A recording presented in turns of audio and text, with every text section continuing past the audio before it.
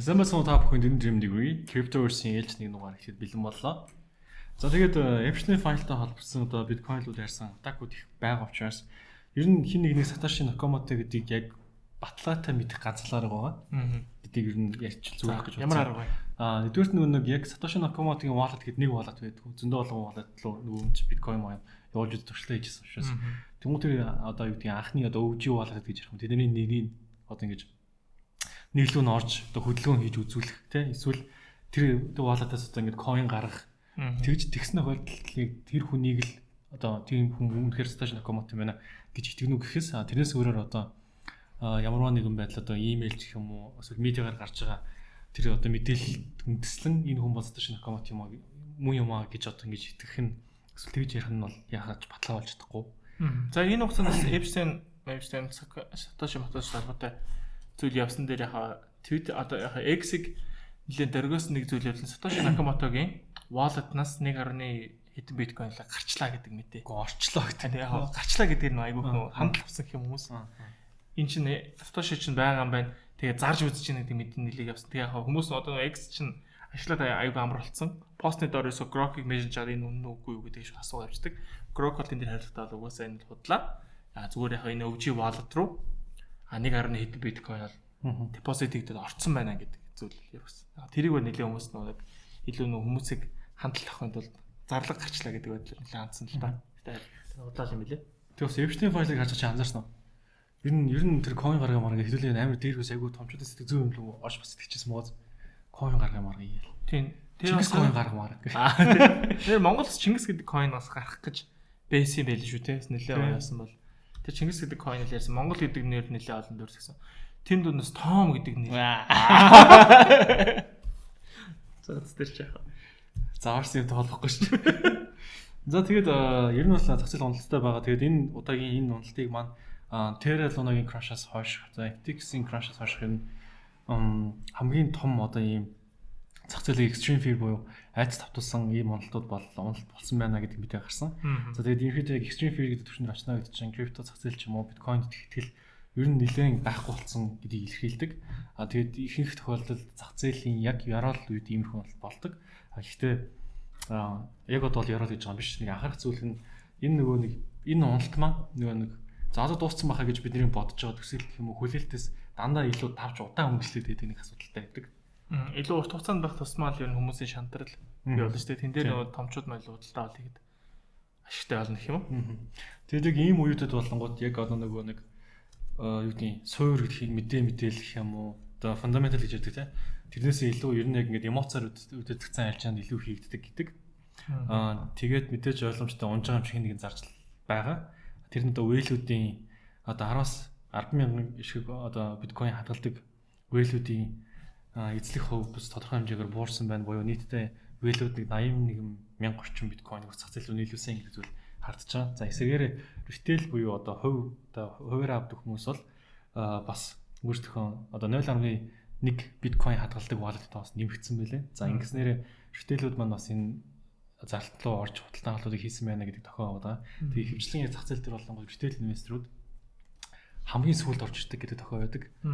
Буюу одоо бол яг ингээд бид нар retail инвесторууд хамгийн сүүлд орж ирээд bear market-ийн эхлэж магадгүй гэдэг зүйл бас нэлээд хүчтэй яригдж байгаа. Гэхдээ энэ бас баталгаад ирсэн тодорхой шүү дээ. Bear market-аар бүхэл биткойнтой болох хүмүүсийн тоо нэлээд ихсэх боломжтой тийм. Яг ханшны нэлээд хямдхан болоод ирж байгаа учраас одоо бол бүх цагийн юм энэ уналтаас бол 40 орчим хувийн уналттай байгаад байгаа. За тэгээд бас түрүүний дугаар дээр ирсэн техникийн дээр ярих юм бол weekly candle нэлээд чухал ажил багталтай 69,000-аас 70 гэсэн түвшний спортоор тогтгоо гэсэн. Ямарс weekly candle нь бол спорт зооныхон дээр candle-аар хаагдсан сайн мэдээ. Гэхдээ энэ нь яг зогсчихж байгаа гэсэн асуудал шүү. За магадгүй одоо энэс хойш нэлээд урт хугацааны sideways хөдөлгөөн үржих болов гэсэн бодлол байна. За тэгээд яг нөгөө нэг чиний хэд хэдэн дугаараа өмнө ярьжсэн мэдээтэй хошоолох юм бол за яг хизээ буул маркетинг ихэд л үе харагдах гэх нөгөө ETF-ийн урсгал нэмэгдсэн тэр үеэс хавуулал магадгүй яг өсөлтийн сигналууд орж иж магадгүй гэж харж байна.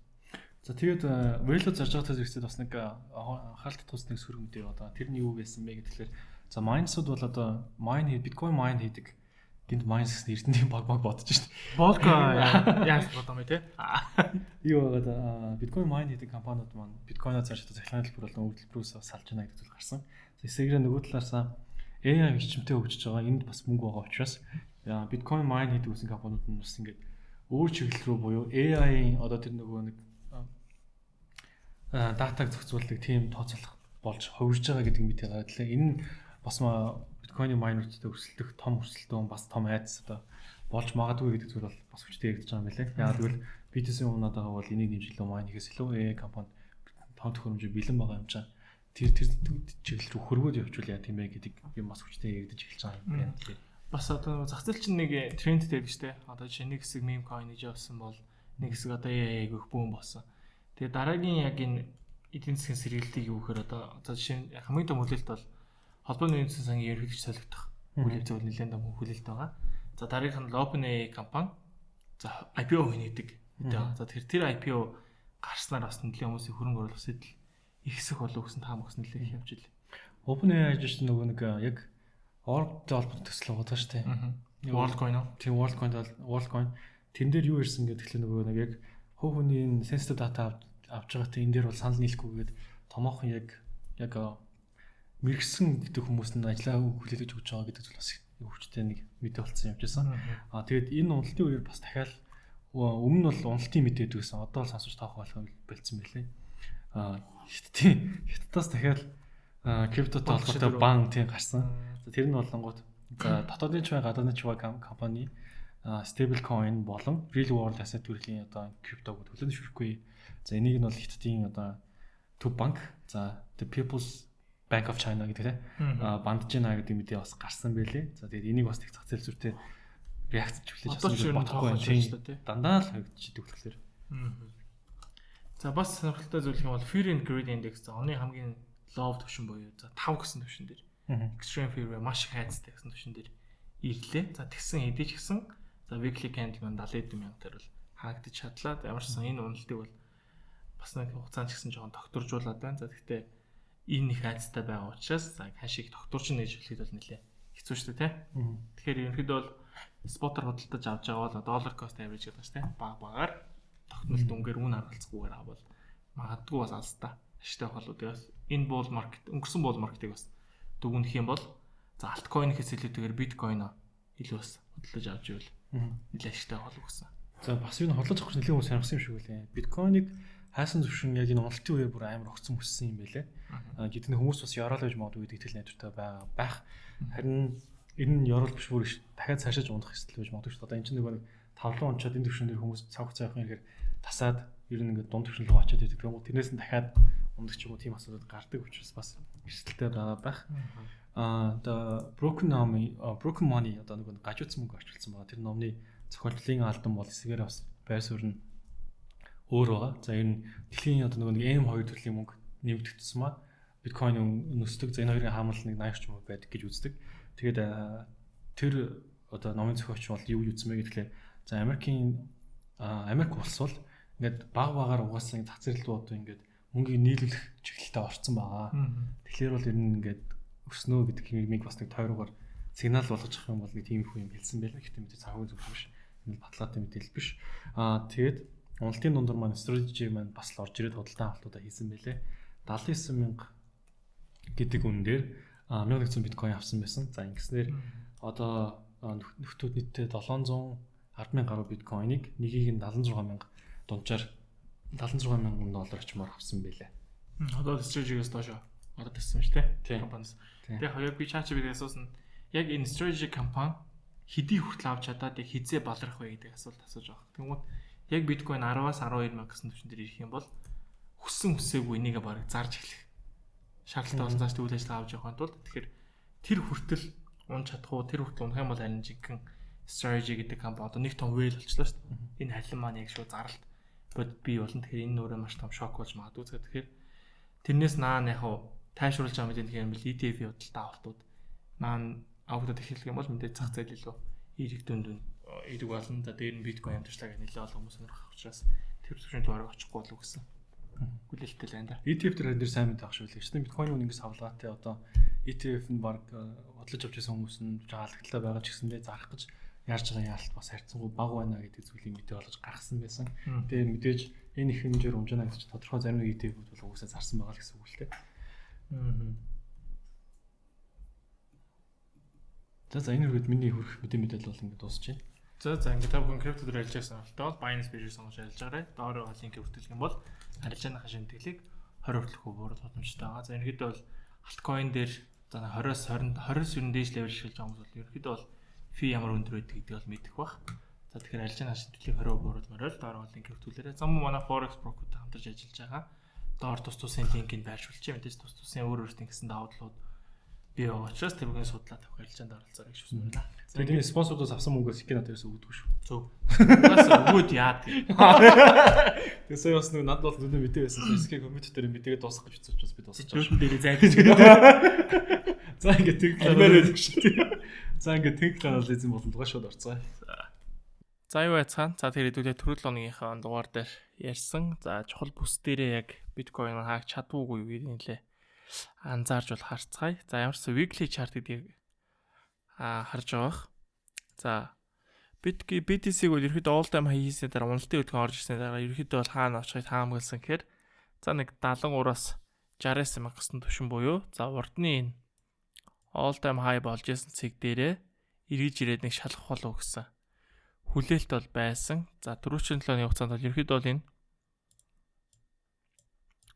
за support zone-ыг бол ерөөхдөө доош эвдээд явж байсан тийм үү. За тэгэхээр эндээс юу гэж хэлсэн бэ гэхээр за support zone-с дээшээгээ candle-ийн их бие маань хаагдчих чадахгүй гэдгийг нэлээд анзаарыг гэсэн. За ямар ч байсан дээшээгээ явсаар candle маань 70,000 гэсэн түвшин дээр бол хаагдаж бол чадсан. За эндээс л магадгүй баг зэргийн тогтворжих. За нэлээд жоох эндээс sideway маяг хөдөлгөөний эхлэл эндээс орж иж магадгүй гэж харж байгаа.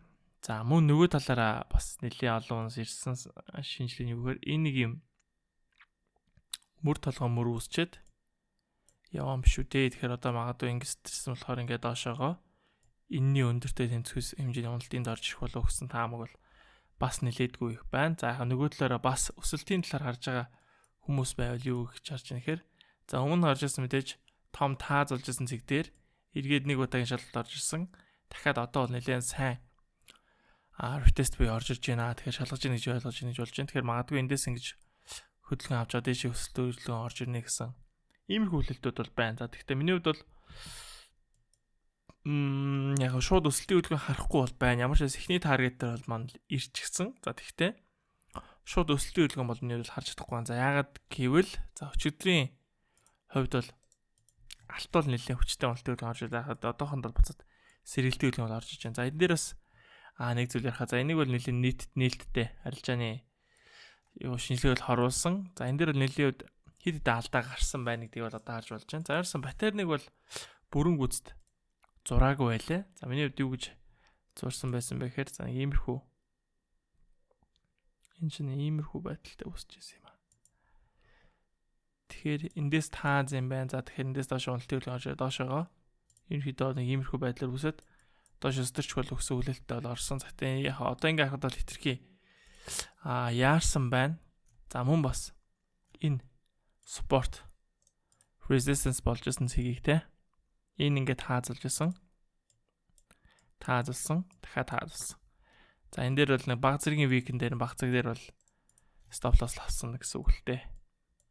Дахиж дээшээ ирж нэг шалгаад 30 минутын дээр нэг шалгаад за тэр шалгасан хөдөлгөөн нь яаж дээрээ гоё паттерн болсон бэ гэхээр за доороос маш сэрхэн шалгасан паттерны дээш татаад харах юм бол за урдны 1 тааз, 2 тааз, 3 тааз.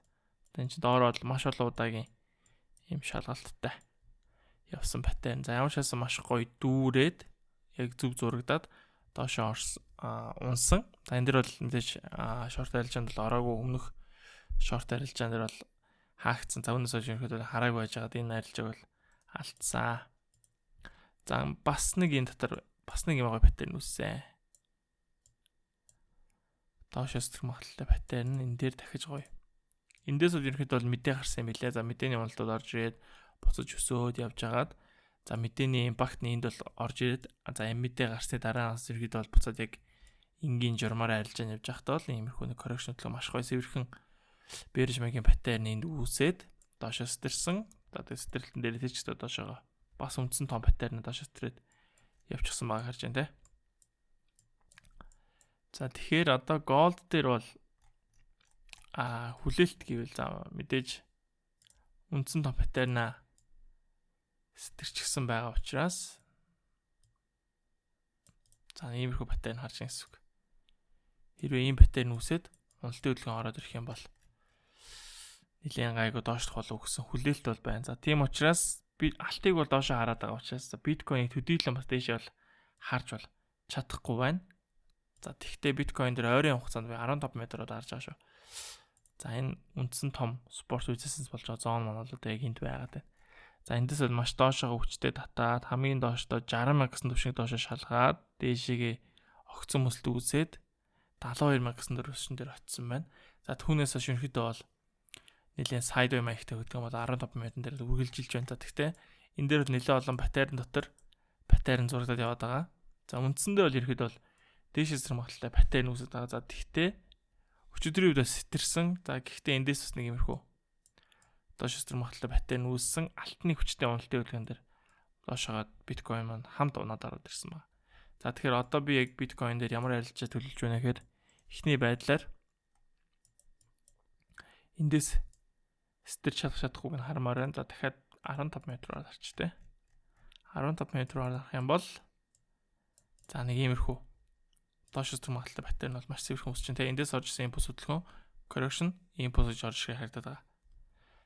За нэгт хүлээлт бол энэ байна. За дараагийн хүлээлт нь юу вэ гэхээр мэдээж арай илүү том цаг гарч байгаа тийм. Үндс хөдөлгөөн явсан, correction орж ирж байна. Тэгэхээр дараагийн үндс хөдөлгөөн дэшээ. За тэгэхээр одоо яг юм хоёрдцсан байгаа нөхцөл байдал дээр бол одоо яг харна л гэсэн үгтэй чинь. Одоо энэ паттерныг энэ дээр алерт тавиад за алерт гэвэл нэг дэшээ тавьчих. Яг тэгвэл энэ паттерн дүүрхийг хүлээдэ. Энд тааз магадгүй үндсэнд дээрээс орж ирсэн булш магийн паттерны дэшээ стресс хөдөлгөөн орж ирсэн боловч за яг өчигдрөх шиг нэг иймэрхүү паттерн стрессэн ч гэсэн дахиад энэ дотор нэмрүү доошоос хамгаалалтай паттерн яг энд үүсэж байгаа учраас за үндсэн байдлаар стрессэн ч гэсэн яг энэ bearish магийн паттерныг нэлээд анзаарж байгаад арилжаанд орвол зүгээр за магадгүй эндээс хариулт аваад доош уналтын хөдөлгөөн орж ирээд энд харин стрэх юм бол эндээс short арилж орчихно гэсэн үг. За short арилж stop loss бол том үндсэн bullish дээрнийхэн дээр байршуулад доошоогоо bullish дээрнийхэн шал хүртэлтэй. Иймэрхүү арилжааны ID бол байж болж байна. За нөгөө талаараа за энэ таазыг дээшээ BTC сэтлээд дахиад pullback маягийн хөдөлгөөн орж ирээд өсөлтийн хөдөлгөөний шинж тэмдэг илэрх юм бол эндээс нь long арилжаа хийж болчихно. За long арилжааны таргетыг хаана тавих вэ гэхээр мэдээж энэ бол нэлээ ойлгомжтой харагч байгаа гэж бодож манайг үздэг хүмүүс бол за паттерныхаа ерөөхдөө бол эхэлсэн цэг рүү очих боломжтой гэдэг үүднээс за ойрын хугацаанд BTC өслөө гэвэл нэг 72,000 гэсэн түвшинлөө өсч чадах болов гэсэн хүлээлт бол байна. За тэгтээ алт яг өчигдрөх шиг нэмэрхүү шокийн уналтууд хийх юм бол за BTC төдийлэн айхтар сөрөөд өсөөд бол байж чадахгүй болов гэж таамагтай бол байна. За тэгэхээр мэдээж за 4 цагаар харъя те. 4 цагаар харах юм бол ерөнхий зах зээл бол уналттай. За тийм учраас дээшээ long арилжаанд ороход бол одоо л эрсдэлтэй. За харин илүү энэ урсгалынхаа дагуу short арилжаанд орж чадвал ашигтай боломжтой болов гэсэн таамаг бол байна. За тэгэхээр BTC дээр яг энэ паттерныг бол миний өдөр нэлээд ажиглаж байгаа. За одоо ямарсан сэтгүүлтэн дээр нэтэж чадахгүй гэдэг дээр нэг алерт бол тавьчих. За мөн бас эндээс за бүрийг толгоонуудын холбыг бол иймэрхүү маягийн паттерн үсцэн харагч. Тэгэхээр эндээс магадгүй уналтын хөдөлгөөн буюу энэ хөдөлгөөн орж магадгүй гэсэн. Энэ хөдөлгөөн шаардж магадгүй. За энийг бол нэлээ ажиглаад байж вэ гэсэн хүлээлт байна. За магадгүй дугаар ороход биткойн эндээс унаад нэг иймэрхүү correction хөдөлгөөн орж ирж байгаа юм бол магадгүй correction хөдөлгөөн дээрээс нь correction хөдөлгөөн дээрээс нь short арилжаанд ороод доошо TP-г бол эхний ээлжинд бол за нэг 64 гэсэн төвшин дээр харж болохоор харагдаж байна. За тэгэхээр иймэрхүү байдлаар план бол энэ 7 хоногт бол гарч байна да. Энэ 7 хоногийн дугаар дээр. За gold дээр. За энэ паттернийг хүлээе гэсэн те. За магадгүй энэ гоё дүүрээд ирэх юм бол доошо шорт арилжаанд гоё орох боломжууд бол бүрдэх болов гэсэн хүлээлт бол байна. За USD dominance-ыг нэг харчээ. За энэ маань юу болчихно? Энийг 4 зүгээр. За эндээс нэг correction-ууд орж өсөлтөд орж ирлээ та хамгаалж ирсэн юм байна. За тэр чигтээ цаг өсөд ороод ирсэн байна. За түүнээс хойш нэг юм спорт зон үүсэж байгаа юм байна гэж харж ирсэн юм байна. За энэ маань сайхан ажилласан спорт зонтойгоо нийлээд дээшээс магталтай паттерн үүсээд дээшээс тэрсэн доо вивдсэн pullback орж ирсэн өсөлтөд буцаад ороод ирсэн юм байна. За одоо эндээс харъя. Энд дахиад нэг юмхөө correction хөдөлгөөн бол орж ирсэн юм байна. Дахиад энд нэлээд бас хурц triangle маягийн паттерн бол заавал 5 метр болоод хараад иймэрхүү паттерн үүсэж байгаа юм. Тэгэхээр магадгүй эндээс яваад дэш өсөлтийн хөдөлгөөн бол харагдаж шít. Тэгэхээр BTC дээр ерөнхийдөө энэ паттерн бол яг эсрэгээр үүссэн байгаа учраас эндээс бол магадгүй доош уналтын хөдөлгөөн бол орж иж магадгүй харагдаж байна да. За ерөнхийдөө бол ингээд техник шинжилгээг бол дуусгая гэж бодож байна. За ямар ч байсан нэг сайн мэдээ гэх юм бол за weekly дээр ямар ч байсан спортон дээрээ тогтсон. За тийм учраас магадгүй одоо нэлээд хүмүүсийн төсөв төвчээрийг шалгах хөдөлгөөн буюу сайдвей маягийн хөдөлгөөний эхлэл байж магадгүй. За энэ дараагийн уналтын хөдөлгөөн бол орж ирэхгүйг бол за тухайн инста цаг үеийн нөхцөл байдал шалтгаалаа болоо. Тэгэхээр уналтын хөдөлгөөний бол хасаа зүгээр одоо бол нэг иймэрхүү сайдвей маягийн буюу за энэ яг үндсэн спорт resistance zone дээр ерөнхийдөө ингээд арилжаалагдаад яг энэ орчимдоо нэлээд удаан арилжаалагдах болов гэсэн хүлээлт бол байна. За тийм учраас swing маягийн буюу 4 цагаар нэг арилжаанд орохгүйгээр илүү бага цагаар day trade дээр нь те за магадгүй яг сайн он чадах юм бол те мэдээж доороос наваа дээр нь зараад за дээрээс нь зараад доор нь одоо ингээд TP авах мэхтэй иймэрхүү байдлаар арилжаанд орж чадах болов гэсэн таамаг бол байна. За эндээс тухай бүрдэн бага цагийн паттернуудаа хараад арилжаанд орно гэсэн төлөвлөгөөтэй бол байна. За мөн бас яг энэ арилжааны оролтуудыг нэг стрим маягтай хийж үзтiin мүү гэсэн бодолтой бол байгаа. Тэгээ магадгүй яг лайв стрим хийх юм бол за магадгүй та бүгд бас яг чат хүчээд харж байгаа хослолууд дээр нас шинжилгээгээд хамтдаа санал бодлоо хуваалцаад бас нэг вебинар маягтай явал зүгээр юм болов гэсэн тиймэрхүү бодол бол байна. Энэ логтой судалж агаад хийж чадвал дараа 7 хоногоос баг хийчих болов гэсэн таамаг бол байна. За ингээд мөн бас лайв стрим хийж мэддэг те. Тиймэрхүү мэдлэг туршлагатай юм бол бас инстаграмаар зөвлөгөө өгөөрэй. Юу хэрэгтэй байдгүй. За тэрийг нэс ноу хау байвал хуваалцаарай гэж хүсмээр байна. За ингээд мөн бас нэг мэдээд дуулахад за манайх Vintage Broker-тай хамтарч ажиллаж байгаа. За Vintage-с нэг кампайн зарласан юм байлээ. Цагаан сарын баярыг тохиолдуулаад. За энэ болохоор $19,000 шагналыг сангаас хож боломжтой юм байлээ. Тэгэхээр та хамгийн багадаа бол $50 депозит хийн. За мөн шалгуур нь бол 4 лотын арилжаа хийх хэрэгтэй юм байлээ. За Vintage яг $50-оор нь депозит хийжээ 4 лотын арилжаа нэгдэг бол өөрөө галзуурал. За тийм учраас ихэдээ бол нэг $500-аас $1,000 ч юм уу хийх юм бол нэг 4 лотон дээр бол багаар яваад энэ хугацаанд бол амжаад эрхүүд авах юм бол тодорхой хэмжээний урамшууллыг бол авах боломжтой юм байна. За шагналын цагийн энэ дээр яг бичээгүүлээ. Тэгтээ би таарахын төвтлөө дэлээд гэх юм бол за grand prize буюу за яг хамгийн супер шагналаар нэг хүн $3,888 авах юм байлээ. За дараагийн байр нь болохоор $1,888, гуравт нь $1,288. За дөрөвт нь болохоор 97 хүн нийтдээ $128 шагналын сантай ийм урамшуул явж байгаа юм байлаа. За тэгэхээр та бүхэн доороо description-ээр бүртгүүлээд за бүртгүүлснийхаа дараа campaign хэсэгт нь golden гэдэг энэ арга хэмжээ эхэлсэн байгаа. Энэ дээр нь бүртгүүлж ороо за deposit-ийг хийгээд арилжаанд орох юм бол за энэ урамшууллынхаа эрхийг бол цуглуулад явах өөрөн боломжтой юм байл шүү. За ингээд за мөн бас MOT дээр point цуглуулдаг болсон байлаа. За pointer та бас тухайн бүрийн нэг лотыг нэг pointer үнэлж байгаа юм байлаа. За тэгэхээр хамгийн багтаа 50 лотын арилжаа гэх юм бол нэг mouse за мөн бас merchandise гэдэг юм тиймэрхүү бас шагналуудыг авах боломжтой юм байна. За ингээд бас манай доороо линкүүдээр хүртэх юм бол за тус тусын брокерс даваа талтай байдаг учраас та бүхэн судалж агаад аль нь илүү бас даваа талтай аль нь илүү уяатан байна. Тэн дээр нэг өөрийнхөө хүссэн дээр арилжаа гэж хүсмээр байна. За ингээд дараагийн дугаард оролцлаа. Түр баяртай.